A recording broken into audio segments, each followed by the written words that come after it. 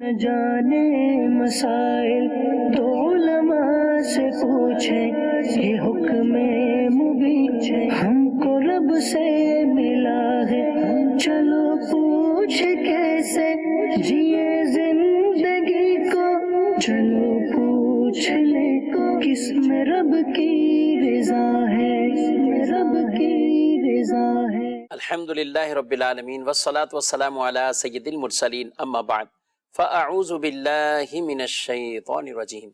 بسم اللہ الرحمن الرحیم، الصلاة والسلام علیک یا رسول اللہ وعلی آلک واصحابک یا حبیب اللہ، الصلاة والسلام علیک یا نبی اللہ وعلی آلک واصحابک یا نور اللہ۔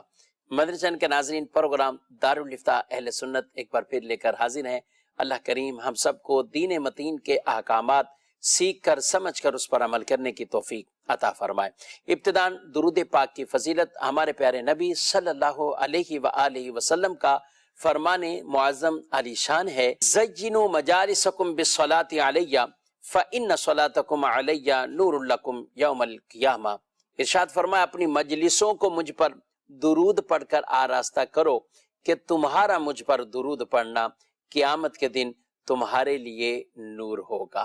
پیارے نبی صلی اللہ علیہ وآلہ وسلم پر کثرت سے درود پڑھنے کی عادت بنانی چاہیے۔ دنیا میں بھی بے شمار فوائد اس کے حاصل ہوں گے، انشاءاللہ آخرت میں بھی بہت سی برکتیں اور انعامات اللہ ہمیں عطا فرمائے گا۔ صلو علی الحبیب صلی اللہ تعالی علی محمد صلی اللہ علیہ وآلہ وسلم، صلاۃ و سلام علیک یا سیدی یا رسول اللہ وعلی آلک واصحابک یا سیدی یا حبیب اللہ۔ مدرسہ کے ناظرین، خرید و فروخت کا معاملہ ہو، کوئی چیز لینی کوئی چیز دینی، کوئی گھر کوئی فرد شاید اس سے وہ پیچھے نہ رہتا ہو، ہر ایک کو کسی نہ کسی طرح یہ لین دین کے معاملات وہ ضرورت کے وقت پڑتے ہی ہیں، اور وہ ان معاملات کے اندر مشغول ہوتا ہی ہے۔ سوچنا یہ ہے، سمجھنا یہ ہے اور سیکھنا یہ ہے کہ میں اپنے ان معاملات کو شرعی تقاضوں کے مطابق درست کرتا ہوں یا اس میں کہیں کمی اور کوتاہی وہ واقع ہو جاتی ہے۔ کئی ٹاپکس، کئی موضوعات ہم نے اس پروگرام میں مختلف سوالات بھی شامل کیے، مارکیٹ کے اندر طرح طرح کی کیا چیزیں رائج ہیں وہ بھی کوشش کرتے ہیں کہ یہاں پہ اس پروگرام کے اندر وہ ڈسکس کریں اور عوام تک درست رہنمائی وہ ہم پہنچا سکے۔ آج بھی ہمارے اس پروگرام میں ہمارے مہمان مفتی کفیل صاحب ہیں، آپ کو خوش آمدید کہتے ہیں۔ جزاک اللہ۔ کیسے ہیں؟ مزاج گرامی ٹھیک ہے آپ کے؟ آج چلیں بات چلی دکانداروں سے، تو یہاں سے ہی ہم بات شروع کر لیتے ہیں۔ دکاندار کئی ہیں، انہوں نے اپنی دکانوں پہ بورڈ لگائے ہوئے ہوتے ہیں۔ اب بورڈ میں یہ ہوتا ہے کہ خریدا ہوا مال واپس نہیں ہوگا۔ کہیں ایسا ہوتا ہے کہ آپ ریٹرن تو نہیں کر سکتے، کہ یعنی قیمت آپ کو ملے لیکن آپ اس کے بدلے میں کوئی ایکسچینج کرنا چاہیں، دوسری کوئی پروڈکٹ لینا چاہیں تو وہ آپ لے سکتے ہیں۔ پہلا جو ہمارا سوال ہے یا پہلا جو دکانداروں کا طریقہ کار ہے کہ خریدا ہوا مال وہ واپسی نہیں ہوگا۔ اب مال جیسا بھی ہو وہ اس کو رکھنا ہی پڑے گا، کیا کہتے ہیں آپ؟ بسم اللہ الرحمن الرحیم۔ خرید و فروخت کا جب کوئی بھی معاہدہ دو اشخاص کے درمیان جو ہے وہ ہوتا ہے تو اس کے شرعی تقاضے ہیں۔ اس میں یہ ہے کہ جو چیز خریدار مانگ رہا ہے، آپ سے خرید رہا ہے، آپ وہ چیز اسے بیچتے وقت اگر اس میں کوئی عیب ہے تو وہ بیان کر دیں اسے۔ ٹھیک۔ اگر آپ عیب بیان نہیں کرتے اور خریدار لے کر گھر چلا جاتا ہے اور وہاں جا کر وہ دیکھتا ہے کہ اس کے اندر ایک عیب ہے جو کہ دکاندار کے پاس سے ہی آیا ہے، تو اب شریعت مطہرہ اسے یہ اختیار دیتی ہے کہ وہ اس چیز کو ریٹرن کر دے، وہ پوری کی پوری چیز واپس کرے اور اپنے پیسے جو ہے وہ لے لے۔ یہ اسے اختیار ہے، حتیٰ کہ اس کے مقابلے میں اگر دکاندار کہے کہ نہیں میں آپ کو جو اچھی والی دے دیتا ہوں، تو اب وہ اگر منع کر دے کہ نہیں بھائی اب میں نے آپ سے جو ہے وہ نہیں خریدنا، آپ بس یہ چیز واپس لیں اور میرے پیسے دیں، تو بالکل اسے یہ رائٹ جو ہے وہ اس کے پاس ہے، یہ اختیار اس کے پاس ہے۔ تو فقط یہ کہہ دینا کہ ہماری دکان سے خریدا ہوا مال جو ہے وہ ریٹرن نہیں ہوگا، یہ کہنے سے جو ہے وہ کوئی فرق نہیں پڑے گا، بلکہ جو شریعت مطہرہ نے خریدار کو عیب کی وجہ سے واپسی کا اختیار دیا ہے وہ اپنی جگہ پر باقی رہے گا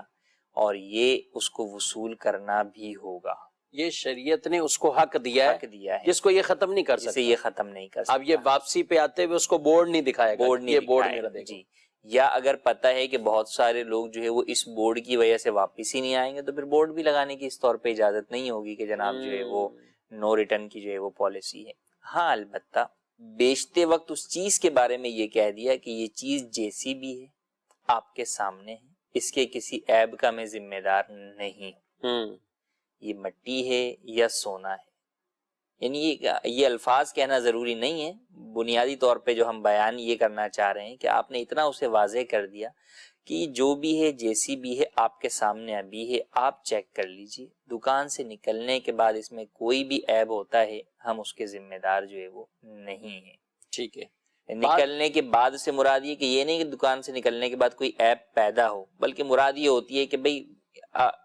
ابھی ہم پھر عیب کے اس کی کسی بھی قسم کے ذمہ دار نہیں ہیں, آپ ہی دیکھ لیں. اگر عیب ہے تو ٹھیک ہے, آپ لیں ہی نہیں ہم سے جو ہے وہ کوئی اور پیس کا تقاضا کر دیں. اگر اس طرح وضاحت کے ساتھ براءت کر دی, عیب سے جو ہے وہ بری ہو گیا, تو پھر ٹھیک ہے کہ خریدار کو گھر جا کر دیکھ بھال کرنی چاہیے. جی دیکھ بھال کرے, اور پھر اگر اسے گھر جا کر کوئی ایسا عیب نظر آتا ہے تو اب اسے اختیار واپسی کرنے کا نہیں ہوگا. اور جب دکاندار نے اتنی وضاحت کے ساتھ منع کر دیا تھا تو اب اس کے اوپر واپس لینا بھی لازم نہیں ہوگا. اگرچہ اس میں بھی بہتر یہی ہے کہ بہرحال جب آپ کو دکھ رہا ہے کہ وہ چیز ایسی عیب دار جو ہے وہ واقعی ہے کہ ایک جو ہے وہ خریدار کے لیے جو ہے وہ بہت زیادہ قیمت کے اعتبار سے نقصان کا سبب بن رہی ہے یا اس کے قابل استعمال ہی نہیں ہے اس کے لیے, تو اس صورت کے اندر واپس لے لینا پھر بھی خیر خواہی کے طور پر ایک اچھی بات ہے. لیکن اگر آپ نے براءت ظاہر کر دی تھی کہ میں اس کی کسی بھی عیب کا ذمہ دار نہیں ہوں, تو پھر اس صورت کے اندر واپس لینا آپ پر لازم نہیں ہوگا. لیکن ان تمام وضاحتوں کے بغیر فقط نو ریٹرن کی پالیسی کا بورڈ آویزہ کر دینا یہ کافی نہیں ہوگا. اچھا, پھر سامان بھی تو مختلف ہے نا. اب ایک آدمی 10 آئٹم لے رہا ہے جی, اب ایک کے بارے میں اس نے کوئی براءت ظاہر کر دی, اس نے ایک آدھی کو اس کو دکھایا بھی اس کے بارے میں آپ یہ ٹھیک ہے بھی اس کو یوں اس نے کر کے یہ کہہ دیا, یا عام طور پہ یہ براءت ظاہر کرتے بھی نہیں ہے. یہ کسی کو کہے گا نا کہ یہ لے لو بھائی, یہ مٹی سونا جو بھی ہے وہ لے گا بھی نہیں, بولے گا یہ مٹی ہے تبھی تو یہ ایسا بول رہا ہے. بعض کا تو ایسا ہو جاتا ہے کہ وہ اس طرح کی چیزیں, اب جیسے کئی کھانے پینے کی چیزیں ان میں ان کی ڈیٹ ایکسپائر ہو جاتی ہے جی. اب یہ چیزیں عام طور پہ دکانداروں کو, بڑے بڑے سٹور چلانے والے, ان لوگوں کو اس طرح کی چیزوں پر پتہ ہوتا ہے.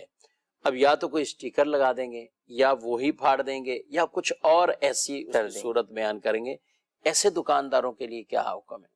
دیکھیں یہ تو قانونی اعتبار سے بھی جو ہے وہ جرم ہے, اور شرعی اعتبار سے بھی اس کے اندر بہت ساری چیزیں تو وہ ہوتی ہیں کہ جو کہ بالکل ہی خراب ہو چکی ہوتی ہیں, یعنی ان کا استعمال ممکن ہی جو ہے وہ نہیں ہوتا. تو انڈرسٹوڈ سی بات ہے کہ یہ تو گویا کہ خراب چیز کو آپ ایسی چیز کو بیچ رہے ہیں جو قابل استعمال ہی نہیں ہے. تو یہ چیز اگر بیچی جائے گی عیب بتا کر بھی, تو یہی عیب بتا کر بیچی جائے گی کہ بھائی ایکسپائر چیز ہے. تو اب ہو سکتا ہے کہ کوئی اپنے جانوروں کے لیے جو ہے وہ خرید لے گا وہ کھانے پینے کا آئٹم, انسان کے لیے تو ایکسپائر آئٹم کوئی بھی جو ہے وہ نہیں خریدے گا. ٹھیک ہے. تو لہٰذا اس طریقے سے جو عیب کو چھپانا, یہ دو چیزیں ہیں. ایک یہ ہے کہ عیب ہے بتایا نہیں, خریدار دیکھ لے, اور ایک یہ ہے کہ آپ نے اس عیب کو چھپا دیا کہ خریدار دیکھنا چاہے بھی تو بھی نہ جان سکے. الٹا اوپر سے دھوکہ دیا, اوپر سے الٹا جو ہے وہ آپ نے دھوکہ دیا, اس کا وہ اسٹیکر ہی پھاڑ دیا یا اس کے اوپر کوئی اور پرماننٹ مارکر آپ نے یوز کر دیا کہ پتہ ہی نہیں جو ہے وہ شخص کو جو ہے وہ چل رہا. اور پھر اس میں جھوٹ بھی ہوتا ہے کہ اگر کوئی خریدار پوچھے گا یار یہاں پہ یہ لگا ہوا یہ کیا ہے, ہاں یہ کچھ اور ہو گیا تھا, یہ ہو گیا تھا, وہ ہو گیا تھا, درجنوں قسم کے جواب جو ہے وہ دیتے ہوئے نظر آتے ہیں, حالانکہ انہیں پتہ ہوتا ہے کہ انہوں نے کیوں پرماننٹ مارکر یہاں پہ جو ہے وہ لگایا ہے. تو بہرحال عیب دار چیز کا عیب ظاہر کیے بغیر جو ہے وہ اسے بیچنا بھی ناجائز ہے, اور جو ہے وہ مزید دھوکہ دیتے ہوئے ایک مسلمان کے سامنے کہ وہ عیب جس عیب کو وہ دیکھ سکتا ہے اس عیب کو بھی جو ہے وہ چھپا دا مزید جو ہے وہ, یہ اور زیادہ جو ہے وہ دھوکے کے اعتبار سے ناجائز ہے. تو دونوں ہی چیزیں جو ہے وہ ناجائز ہیں. دکانداروں پر لازم ہے کہ عیب بیان کر کے ہی چیز کو بیچیں. ماشاءاللہ. جی مدنی چینل کے ناظرین, آپ کے میسیجز بھی ہم ان کو بھی شامل کرنے کی کوشش کریں گے, آپ کی کالز بھی ہمارے اس پروگرام میں ساتھ ان کو بھی شامل کرتے ہیں. کچھ ویڈیو کالز بھی ہیں, دیکھتے ہیں ویڈیو کال میں ہمارے ناظرین کیا پوچھنا چاہتے ہیں. میں طفیل حسین بٹ فرینکفرٹ جرمنی سے بات کر رہا ہوں. میرا سوال یہ ہے کہ اگر کسی آدمی سے کوئی ڈیل ہوتی ہے, کسی قسم کا سودا ہوتا ہے, تو وہ بیانہ دیتا ہے, تو بعد میں وہ اس بات پہ پورا نہیں اترتا, وہ یعنی کہ وہ بیانہ میرے پاس ہی رہتا ہے, تو وہ مجھے رکھنا جائز ہے؟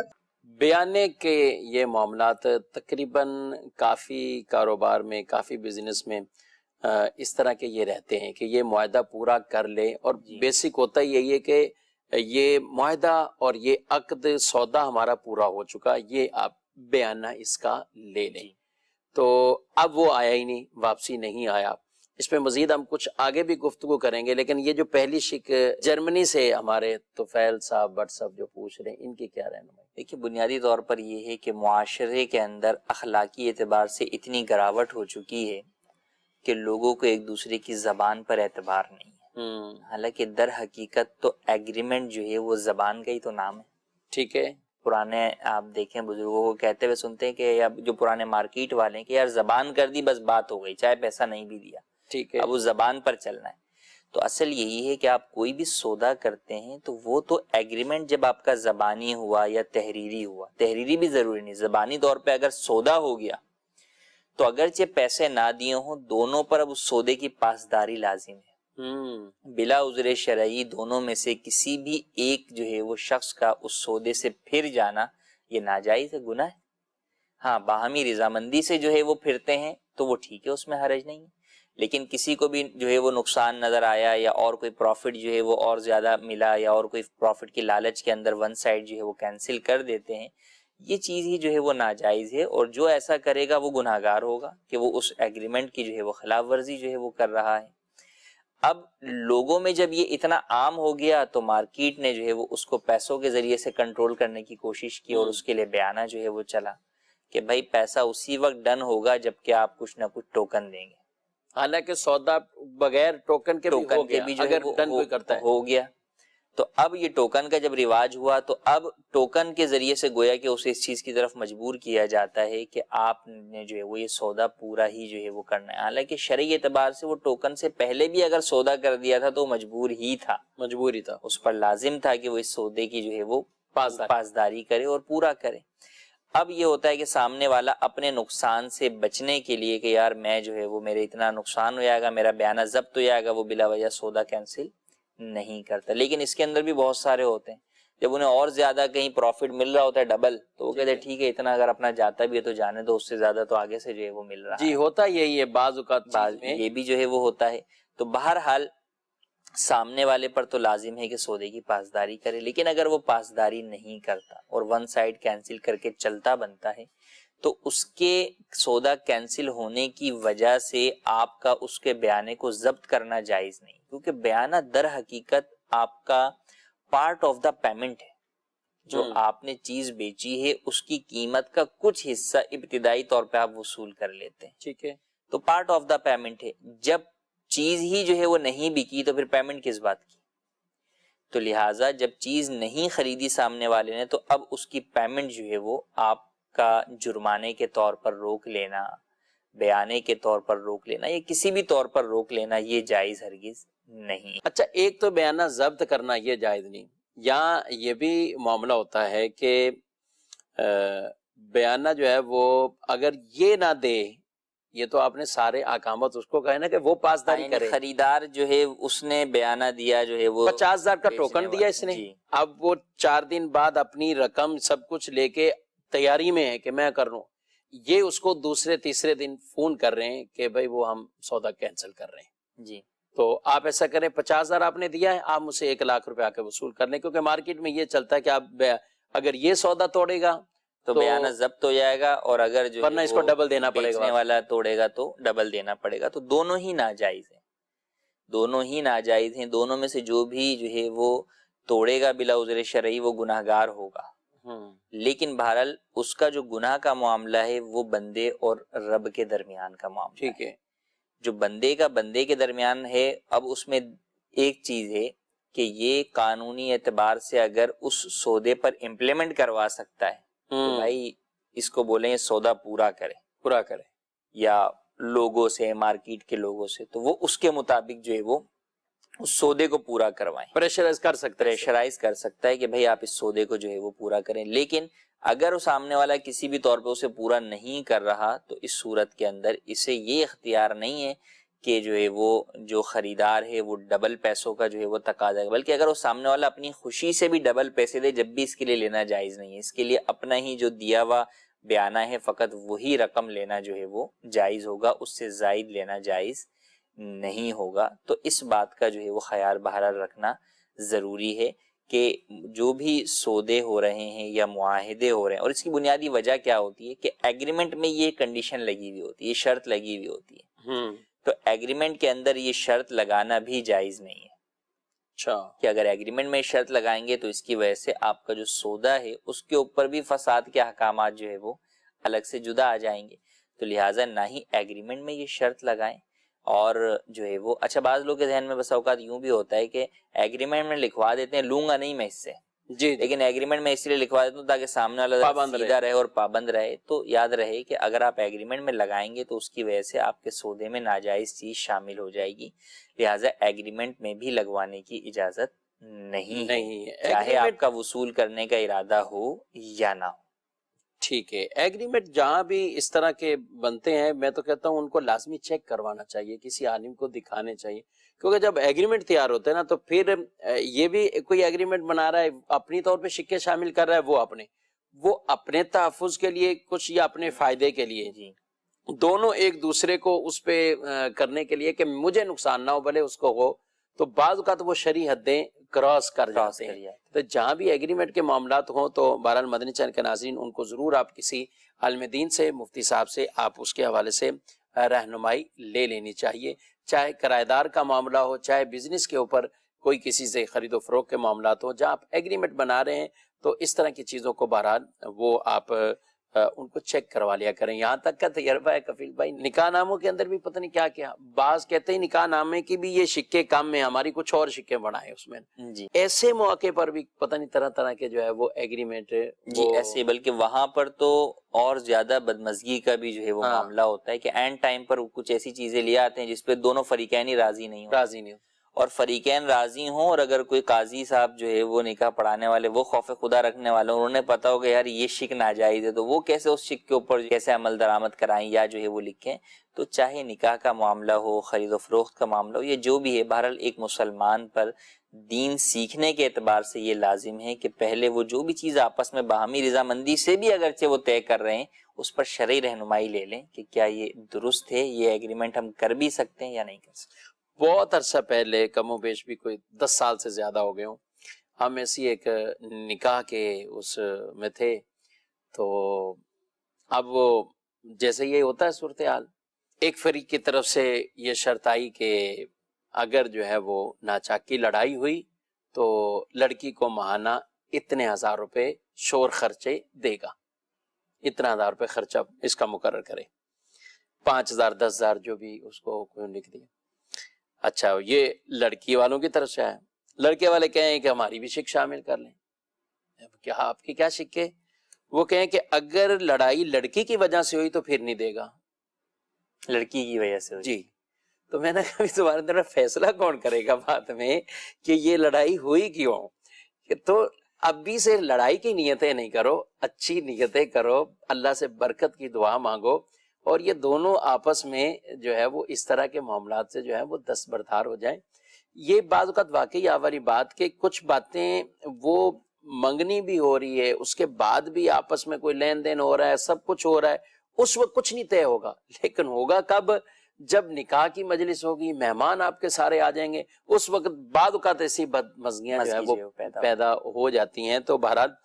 ان چیزوں کا بھی جو ہے وہ خیال رکھنا چاہیے۔ مسائل تو ہمارے دکاندار اور خریدار کے حوالے سے وہ چل رہے ہیں، اسی کو کچھ کنٹینیو کرتے ہیں، دیکھتے ہیں مدنی چینل کے ناظرین کیا پوچھنا چاہتے ہیں۔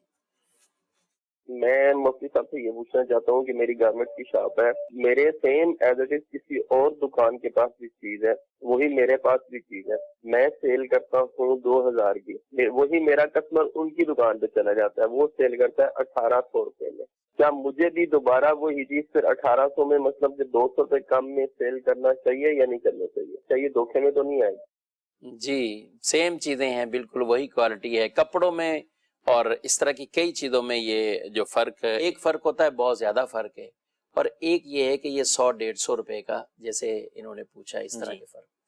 دیکھیں اصل تو یہ کہ سیل مین جو ہے وہ خریدار کے اعتبار سے اسے وہ چیز کی قیمت بتا کے جو ہے وہ بیچتا ہے، اس کو جو ہے وہ بیچ دیتا ہے، یہ تو مارکیٹ کے اندر جو ہے وہ ہوتا ہی ہے۔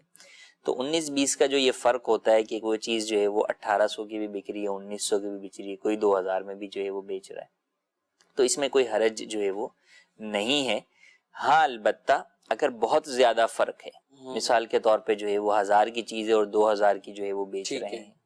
تو اب اگر یہ اسے بول کر دکاندار نے بیچا ہے کہ بھئی یہ مارکیٹ ریٹ کے مطابق میں آپ کو بیچ رہا ہوں، حالانکہ مارکیٹ ریٹ تو اس کے قریب بھی نہیں ہے، وہ تو بہت جو ہے وہ نیچے ہے ریٹ، آپ 2000 کا بیچ رہے ہیں اور وہ 1000 کا مارکیٹ میں زیادہ 1200 کی وہ چیز مل رہی ہے، تو اگر اس طرح کا کوئی دھوکہ دے کر آپ نے بیچا ہے اور اتنا زیادہ فرق ہے، تو پھر اس صورت کے اندر بالکل خریدار کو اطلاع ملنے پر یہ اختیار حاصل ہوگا کہ وہ اس چیز کو ریٹرن کر کے اپنی قیمت آپ سے اس کا تقاضا کر سکتا ہے۔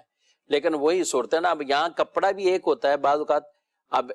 علاقے کی لوکیشن چینج ہوئی،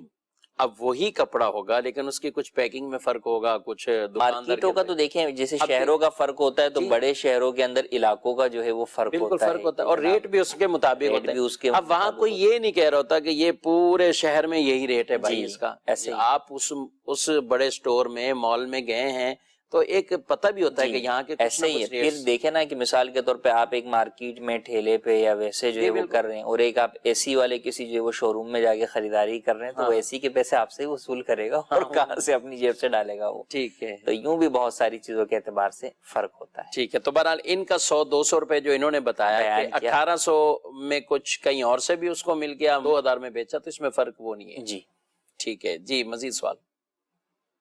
محمد سرفراز اتاری بہاولپور پنجاب سے عرض کر رہا ہوں، میرا مفتی صاحب کی بارگاہ میں یہ سوال ہے کہ اگر کوئی شخص لنڈے بازار سے سیکنڈ ہینڈ کپڑے لے آتا ہے اور اس میں چھید وغیرہ بھی ہوتے ہیں، اور جس جگہ وہ آگے بیچتا ہے آگے والوں کو معلوم ہوتا ہے، گاہک وغیرہ کو، کہ واقعی یہ سیکنڈ ہینڈ کپڑے ہیں تو اس میں چھید وغیرہ ہوں گے، اور یہ بیچنے والا بتاتا بھی نہیں ہے کہ چھید ہیں یا نہیں، تو ایسے کپڑے بیچنا کیسا؟ اور اگر وہ کچھ دن خود اپنے استعمال میں رکھے، خود پہنے اور اس کے بعد پھر آگے بیچ دے تو ایسا کر سکتا ہے؟ جزاک اللہ خیرہ۔ جی، دو جگہ استعمال ہو رہے ہیں، ایک تو پہلے ہی استعمال والے ہیں اور پھر اس کے بعد خود بھی استعمال کر کے پھر آگے بیچیں۔ تو استعمالی کپڑے میں یہاں چلے انہوں نے ایک ہی صورت بیان کی، اب استعمالی کپڑے کو استعمال کے طور پہ کہ یہ استعمال شدہ ہے، یا اس طرح کے جو بھی ہمارے یہاں لنڈے بازار ہوتے ہیں یا جو بھی کچھ ہے، تو وہ واضح چیز ہوتی ہے، تو اس میں کیا کچھ ہے؟ دیکھیں وہی ہے کہ مارکیٹ میں اس چیز کی خریداری کا انداز ہی وہی ہے، یا اس کے بیچنے کا دوسرے الفاظ میں کہیں کہ انداز ہی یہی ہے کہ وہ اس طرح بیچی جاتی ہے، اور عرفاً ہی یہ بات پتہ ہوتی ہے کہ یار یہاں پہ عیب آپ کلیم نہیں کر سکتے، بلکہ آپ نے خود ہی دیکھ کر جو ہے وہ لینا ہے، جس بھی اعتبار سے جو ہے وہ لینا ہے۔ گویا کہ وہاں پہ زبانی طور پہ وہ یہ نہیں کہہ رہا، لیکن عرفاً اس مارکیٹ یا وہ جو دکاندار ہے اس سے یہ بات واضح ہوتی ہے کہ بھئی یہاں پہ وہ عیب سے برات کا ہی اظہار کر رہا ہے، تو اس صورت کے اندر بالکل عیب کی وجہ سے واپسی کرنا جو ہے وہ اس کے اوپر لازم نہیں ہوگا دکاندار کے اوپر، بھی عام طور پر وہ نہیں ہوتی، جو ہے وہ یہ جہاں بھی ہے، جہاں پہ بھی یوز مال جو ہے وہ ملے گا، اسکریپ کا جو ہے وہ ملے گا، لنڈا کا ملے گا، سب جگہ پر یہی ہے، وہاں جو بھی شخص جا رہا ہے تو اسے یہ بات پتہ ہے کہ یہاں سے جو بھی چیز خریدنی ہے اپنی ہی جو ہے وہ جواب داری پر اور اپنی ذمہ داری پر خریدنی ہے، گھر جا کے وہ جیسی بھی نکلے تو اس کا ہمیں نہیں پتہ، تو لہٰذا ایسی صورت میں وہاں واپس لینا ضروری نہیں ہوگا۔ نہیں۔ اچھا، ایسی چیز استعمال والی تو ہے، اور اب اس میں بعض اوقات کنڈیشنیں اچھی آ جاتی ہیں، اب اس کو نیا کہہ کے بیچنا، یہ کیا کہتے ہیں؟ ہاں، یہ بالکل جو ہے وہ یہ جائز نہیں ہے کہ یہ دھوکہ ہے کہ بہرحال اگرچہ پرانی چیز نئی جیسی ہی ہو، لیکن جب وہ پرانی ہو چکی ہے، ایک شخص نے جو ہے وہ پہن لی، تو اس کی وجہ سے مارکیٹ میں اس کی قیمت جو ہے وہ بہرحال کم ہو گئی ہے،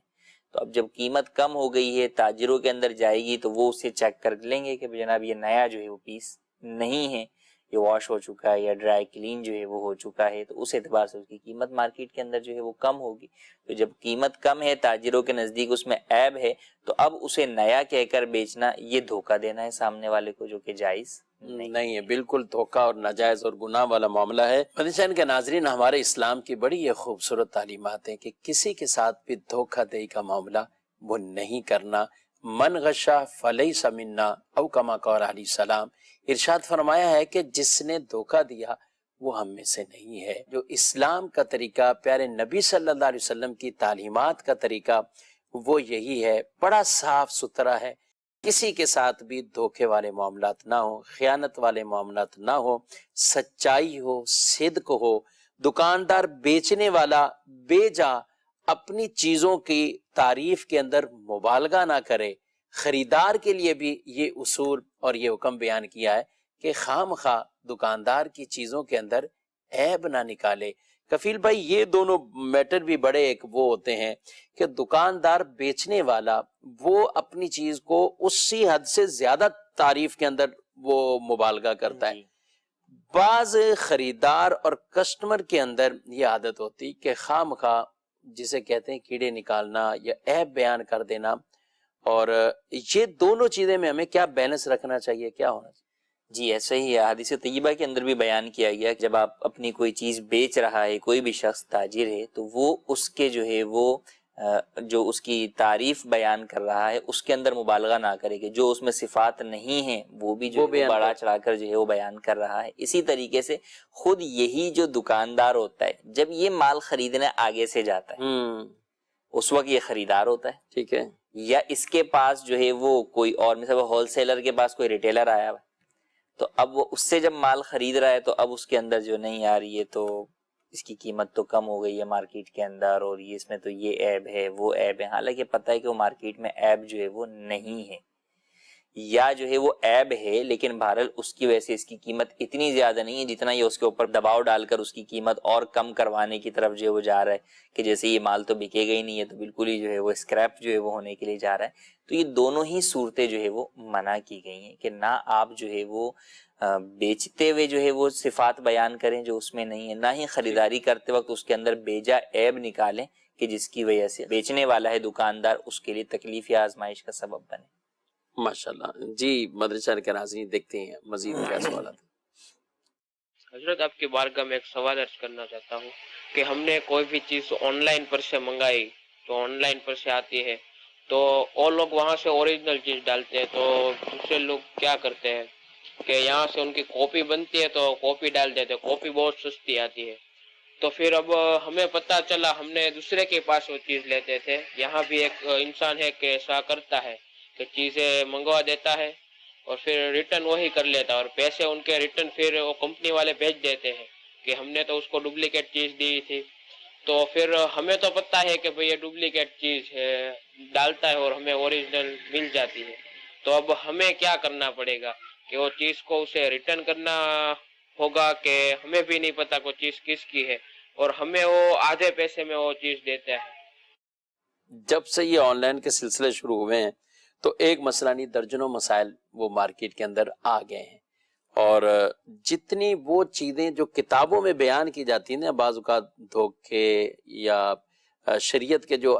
معاملات جن کی وجہ سے آدمی کو ریٹرن کرنے کا حق حاصل ہو، یا شریعت جو کہتی ہے کہ قبضہ کر لو، پہلے اپنی چیز ملکیت میں لے لو پھر بیچو، تو یہ سارے احکامات کا حسن جو ہے نا اس بزنس کے اندر بالکل واضح ہو جاتا ہے. ہو گیا کہ اس میں فراڈ بہت زیادہ جو ہے وہ ہے. آن لائن کے جہاں فوائد ہیں وہیں پہ نقصانات بھی بہرحال اپنی جگہ پر ہیں، کہ لوگ اس کے اندر جو ہے وہ فراڈ بہت زیادہ جو ہے وہ سامنے ہوتا ہے، تو بہت ساری چیزیں جو ہے وہ کسٹمر جو ہے وہ دیکھ لیتا ہے، لیکن آن لائن کے اندر کہیں تو اصولاً یعنی اصلاً ہی فراڈ ابتدائی فراڈ سے ہوتی ہے، اور کہیں یہ ہے کہ اصل جو کمپنی سے جو آپ لین دین کر رہے ہیں وہ تو ٹھیک ہے، لیکن آگے جو اس کے ڈیلیوری کے معاملات ہیں اس کے اندر جو ہے وہ فراڈ ہو رہا ہے اور دوسرے لوگ جو ہے وہ اس سے فائدہ جو ہے وہ اٹھا رہے ہیں. تو بہرحال اگر کسٹمر کے پاس چیز جو ہے وہ اس کے مطابق نہیں پہنچی اور اس نے اس بنیاد پہ ریٹرن کر دیا تو اس کا تو ریٹرن کرنا جو ہے وہ جائز ہے، اور اس کے اگینسٹ میں اصل چیز منگوانا یا اس کے پیسے کلیم کرنے کا بھی جو ہے وہ اسے حق ہے. ہاں جو مارکیٹ کے اندر اس طریقے سے جو ہے وہ یہ کام کر رہا ہے کہ ڈیلیوری اس کے پاس ہے اور یہ درمیان میں سے اوریجنل نکال کے ڈپلیکیٹ ڈال کے جو ہے وہ بیچ رہا ہے، پتہ ہے کہ چوری کا مال جو ہے وہ بیچتا ہے،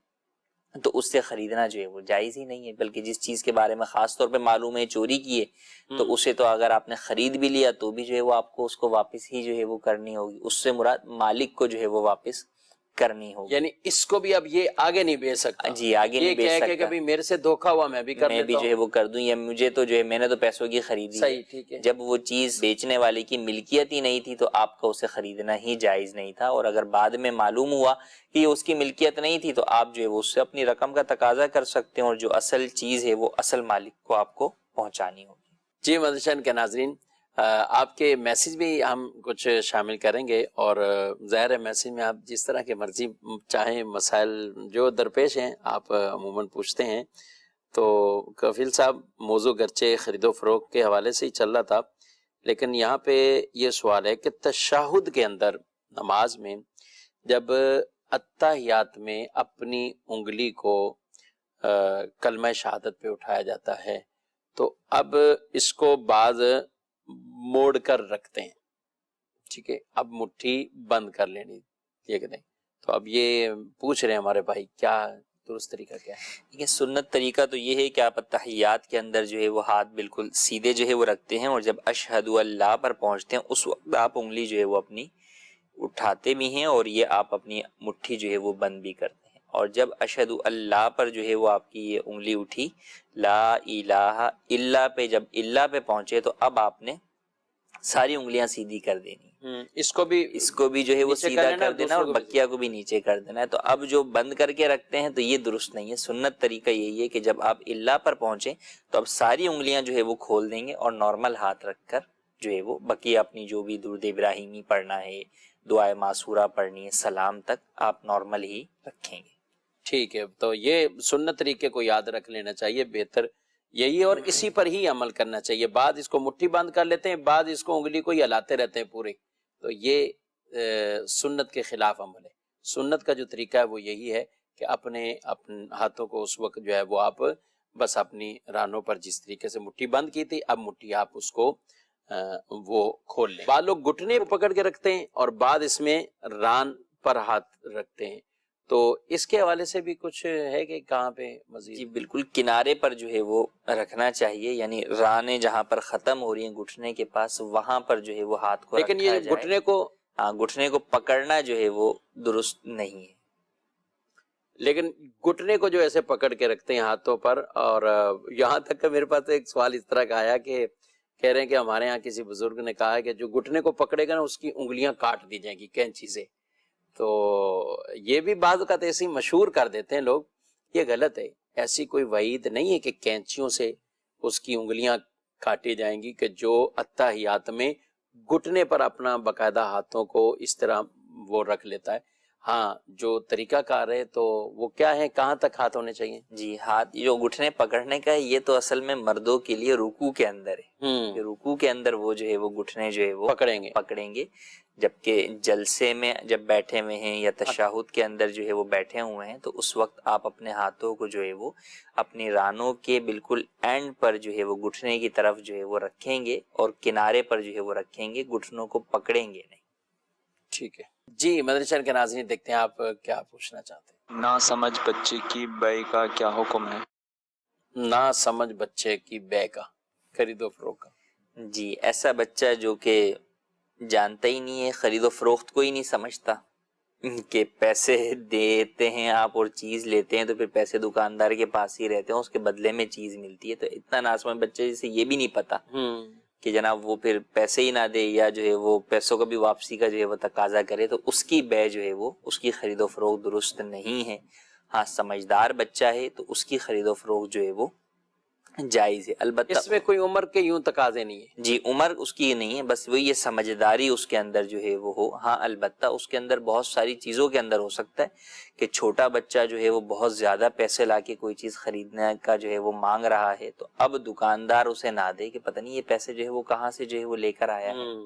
کہ اب کہیں چوری کر کے نہیں لایا ہو یا کسی اور کے اٹھا کے جو ہے وہ نہ لایا ہو. تو اس اعتبار سے جو اس کی احتیاطیں ہیں ان کا خیال رکھنا ہوگا. بعض دکاندار بہت اچھے ماشاءاللہ اس میں ہوتے ہیں، اور اس طرح کے بات بڑی ذہن کے بھی ہوتے ہیں کہ جن کا ذہنی توازن اس طرح کا درست نہیں ہوتا، وہ بھی گھر سے کوئی کبھی 1000 کا 5000 کا نوٹ لے کے دکان پہ آ گئے، تب دکاندار کو پتا ہے کہ اس کو 20 روپے کی چیز دے کر اس کو بھیج دینا ہے، اور وہ ان کے گھر والوں سے رابطہ کرتے ہیں جی ایسے کہ بھئی یہ اس طرح کا حیا ہے آپ کے، تو وہ پیسے ہمارے پاس محفوظ ہیں۔ تو یہ بہت اچھی عادت ہے۔ اگر آج آپ کسی کے ساتھ خیر خواہی کریں گے، بھلائی چاہیں گے، تو اس کا انشاءاللہ اللہ اجر و ثواب تو آپ کو لازمی پکا ہے آپ کا۔ اچھی نیتوں کے ساتھ یہ آپ کسی بھی مسلمان کی یہ بھی اعانت ہے، مدد ہے، اور اس کے مال کی حفاظت ہے۔ آپ کریں گے انشاءاللہ اللہ آپ کو اس میں عزتیں اور برکتیں عطا فرمائے گا۔ مزید دیکھتے ہیں کیا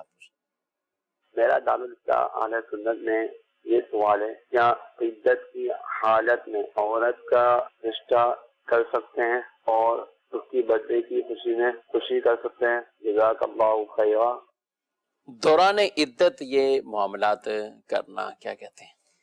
عدت کے اندر رشتہ نکاح، یعنی کوئی عورت جو ہے وہ طلاق کی عدت میں ہے یا وفات کی عدت میں ہے تو اس دوران اس کا نکاح نہیں کیا جا سکتا،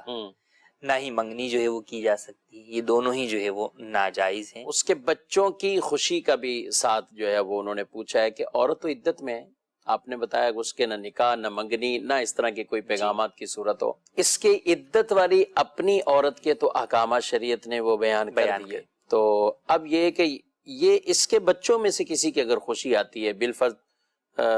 کوئی سالگرہ کا معاملہ آتا ہے اور وہ شرعی تقاضوں کے مطابق اس خوشی کو منانا چاہیے، یا بچوں کی ہی شادی کا معاملہ ہے یا منگنی کی کوئی ہے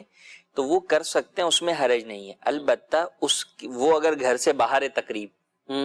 تو اب عورت عدت میں گھر سے باہر اس کے لیے بھی نکلنا جائز نہیں ہے، اور یہ عذر نہیں آئے گا، یہ عذر نہیں آئے گا کہ جب شادی ہال میں بچی کی جو ہے وہ سالگرہ ہے یا جو ہے وہ منگنی ہے، یا حتیٰ کہ شادی ہی کیوں نہ ہو، رخصتی ہی کیوں نہ ہو رہی ہو، یا تو اس ڈیٹ کو آپ آگے پیچھے کر لیں، ورنہ پھر جو ہے وہ بہرحال اگر ماں عدت میں ہے یا کوئی بھی عدت میں، بہن عدت کے اندر ہے یا کوئی بھی فرد عدت میں ہے،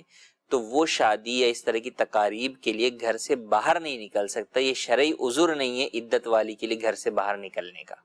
ٹھیک ہے۔ اچھا، گھر میں بھی اگر وہ خوشی کر رہے ہیں تو اس کے لیے بھی تو عدت والی کے لیے کچھ اور احکامات بھی ہے نا، زیب و عدت والی زینت کو تو جو ہے وہ زیب و زینت اختیار کرنا منع ہے، تو اب وہ گھر کے اندر بھی اگر تقریب ہے اور تو اس کو نئے کپڑے پہننا جو ہے وہ جائز نہیں ہے، یوں ہی جو ہے وہ زیب و زینت اختیار کرنا، زیورات پہننا، چوڑیاں پہننا، مہندی لگانا، یہ ساری چیزیں اس کے لیے ناجائز ہیں۔ تو بہرحال وہ سوگ میں ہوتی ہے تو وہ اپنی عدت کی تمام پابندیوں کو پورا کرے گی، بچوں کی خوشی کی وجہ سے ان پابندیوں میں سے کوئی بھی پابندی ختم نہیں ہوگی۔ ٹھیک ہے، ٹھیک۔ جی مزید سوال؟ مفتی صاحب کی بارگاہ میں سوال عرض ہے، کیا عورت اپنے ہاتھ پیر کے بال کاٹ سکتی ہے اور اس کو میک اپ میں کیا احتیاطی کرنی چاہیے؟ ٹھیک ہے جی، کیا کہتے ہیں؟ عورت جو ہے وہ اپنے ہاتھ اور پیروں کے بال کاٹ سکتی ہے، اس میں کوئی حرج جو ہے وہ نہیں ہے۔ اور میک اپ کا انہوں نے کہا تو میک اپ کے اندر جو بنیادی طور پر ناجائز چیزیں ہیں ان سے بچنا ضروری ہے۔ جو جائز میک اپ ہے وہ کر سکتے ہیں، ناجائز کے اندر یہ ہے کہ عورت جو ہے وہ آئی برو کے بال نہیں بنوا سکتی، یہ ناجائز ہے۔ باقی اس کے علاوہ چہرے پر کوئی بال ہیں تو ان کی تھریڈنگ وغیرہ جو ہے وہ کروا سکتی ہے۔ ہاں، ناف سے لے کے گھٹنوں تک کے اگر جسم کے بال صاف کرنے ہیں یا کوئی اس میں کوئی کچھ کرنا ہے تو وہ بہرحال عورت خود کرے گی، کوئی دوسری عورت بھی اس کا یہ میک اپ کا کام نہیں کر سکتی۔ ہاں، باقی جو احکام ہیں میک اپ کے اندر وہ واٹر کے اعتبار سے آ جاتے ہیں، واٹر پروف کے اعتبار سے آ جاتے ہیں کہ اگر کوئی ایسا میک اپ ہے جس کی وجہ سے آپ کا وضو غسل میں پانی بدن تک نہیں پہنچے گا تو بہرحال آپ کو وضو غسل سے پہلے اسے اتارنا ہوگا۔ ٹھیک ہے، ان احتیاطوں کے ساتھ یہ زینت اختیار کی جا سکتی ہے۔ ایک میسج میں اور بھی یہ گجرات سے، ہند سے ہمارے پاس یہ مسئلہ آیا ہے، وہ پوچھ رہے ہیں